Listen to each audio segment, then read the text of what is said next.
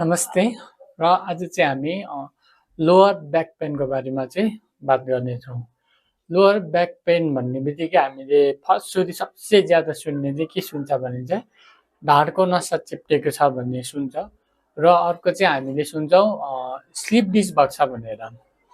अब यो चाहिँ खास चाहिँ के हो भन्दाखेरि चाहिँ जब एमआरआई गर्नुहुन्छ तब चाहिँ त्यसमा चाहिँ के लेखेको हुन्छ भने चाहिँ एमआरआईमा चाहिँ स्लिप डिस भनेर पनि लेखेको हुँदैन, त्यसमा चाहिँ लेखेको हुन्छ डिस बल्ज भनेर।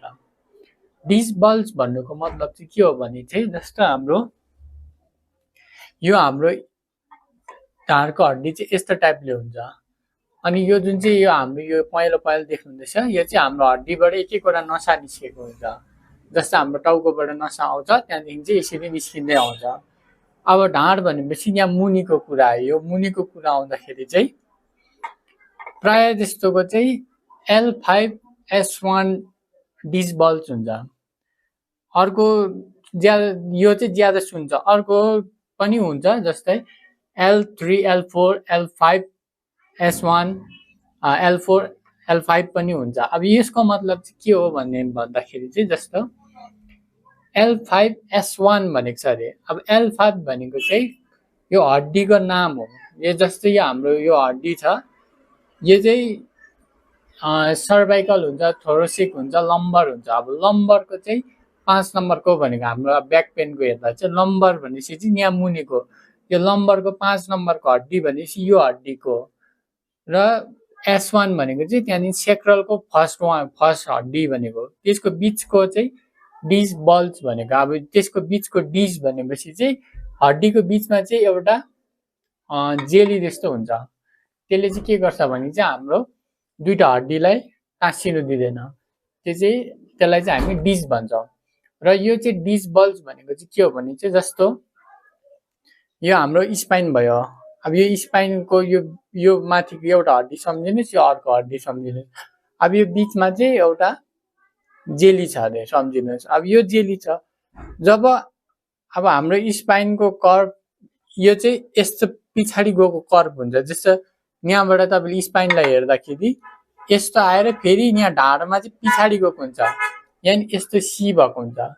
तर हामी बस्दाखेरि चाहिँ उल्टा बस्छौँ। जस्तो हामी यसो गरेर ज्यादा बसेर अर्को घोप्टेर ज्यादा यसो गर्दाखेरि चाहिँ हाम्रो यो कर्भ चाहिँ फेरि उल्टा हुन्छ। जस्तो अब यस्तो कर्भ हुनुपर्नेमा यो घुमेर चाहिँ यस्तो घुम्छ कर्भ।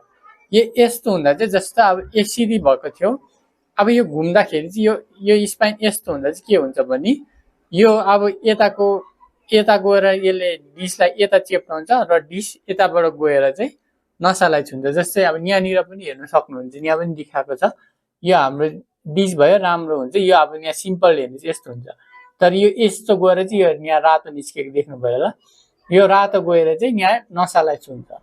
यो नसालाई छोकोलाई चाहिँ हामीले नसा चेप्टेको नम्बर डिस बल्ज भन्छ।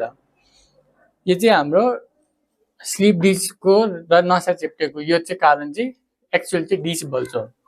अब हामीले नसा चेप्टेको नभए स्लिप डिस भनेको कुरा चाहिँ बुझिहाल्यौँ, तर एमआरआईमा चाहिँ डिस बल्ज लेखेको हुन्छ। अब यो पछि चाहिँ के हुन्छ भने चाहिँ अब यो चाहिँ दबाईले ठिक गर्न सकिन्छ भन्ने कतिजनाको क्वेसनहरू हुन्छ। दबाईले चाहिँ के गर्छ भने चाहिँ जस्तो यो अब यो जस्तै यो नसालाई चेप्टाएको छ, के गर्छ भने चाहिँ दबाईले चाहिँ यो नर्भ्सको मा सर्कुलेसन ज्यादा आउँछ। तपाईँलाई दुख्दैछ, ढाड दुखेको कारण के हो भने चाहिँ अब यो नसालाई चेप्टाएपछि चाहिँ यसमा खुन राम्रोसँगले बग्दैन र चाहिँ त्यही भएर चाहिँ दुखेको हुन्छ। र त्यस कारणले गर्दा चाहिँ दबाई खाएपछि चाहिँ त्यो पेनलाई चाहिँ त्यहाँनिर सर्कुलेसन बढाइदिन्छ र अर्को कुरा पेन किलर पनि दिएको हुन्छ, त्यो पेन कम्ती हुन्छ र ठिक भएको जस्तै फिल हुन्छ। तर यो एक्चुअल चाहिँ दबाईले चाहिँ ठिक हुँदैन।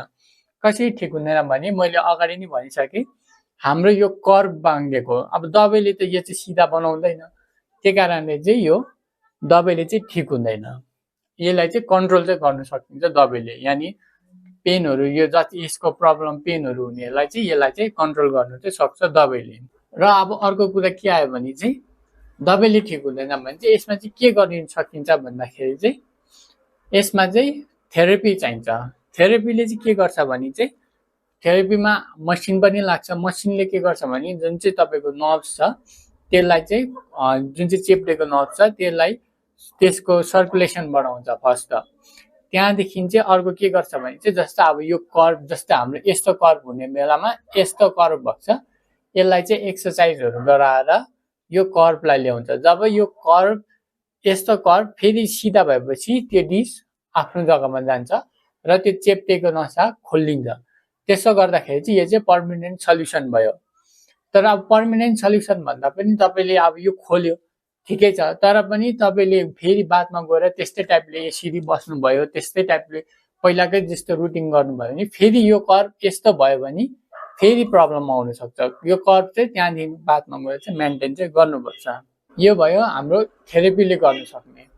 अब अर्को चाहिँ के छ भने चाहिँ अपरेसन छ। अब अपरेसन पनि तपाईँहरूले सुन्नुभएको होला, ढाडको अपरेसन गरेको भनेर। अपरेसन चाहिँ कुन चाहिँ लेभलमा गर्नुपर्ने त्यो पनि हुन्छ। जस्तै तपाईँको रिपोर्टमा निस्केको छ डिस बल्ज, अब एमआरआई हेरेरै थाहा हुन्छ कि कति डिस निस्केको छ।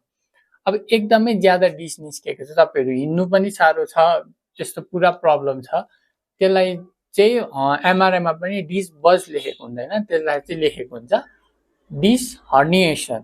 मतलब त्यही सेम हो प्रोसेस, तर ज्यादा निस्किनुलाई चाहिँ हर्निएसन भन्छ। हर्निएसनलाई पनि केही हदसम्म चाहिँ थेरेपीले कन्ट्रोल गर्न सक्छ, तर त्यो कन्ट्रोलै एकदमै भएन भने चाहिँ त्यहाँदेखि बादमा चाहिँ गएर चाहिँ अपरेसन गर्नुपर्छ। त्यो चाहिँ बादको स्टेज हो। तर जब डिस बल्ज हुन्छ त्यति बेला नै डक्टरसँग भेटेर मेडिसिन लिने त, किनकि मेडिसिन किन लिनुपर्छ भने चाहिँ त्यति बेलाको पेन पनि ज्यादा हुन्छ र त्यो पेनलाई कन्ट्रोल गर्नु लागि चाहिँ मेडिसिन लिने। मेडिसिन लिएर चाहिँ त्यहाँदेखि चाहिँ तपाईँको छेउमा गएर नभए यहाँ आएर तपाईँहरूले थेरेपी लिन सक्नुहुन्छ। यो थेरेपी लिएपछि चाहिँ के हुन्छ भने चाहिँ त्यो डिस बल्जलाई त्यति बेला सिधा गरेर त्यो डिसलाई आफ्नो जग्गामा गयो भने चाहिँ हर्निएसन हुने चान्स हुँदैन। हर्निएसन भयो भने चाहिँ त्यहाँदेखि बादमा गएर चाहिँ अपरेसनै हो।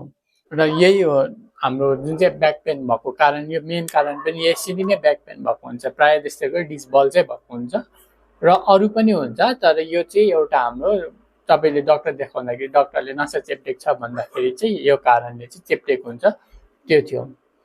र अर्को भिडियोमा भेटौँ ल। आजको लागि यति नै, नमस्ते।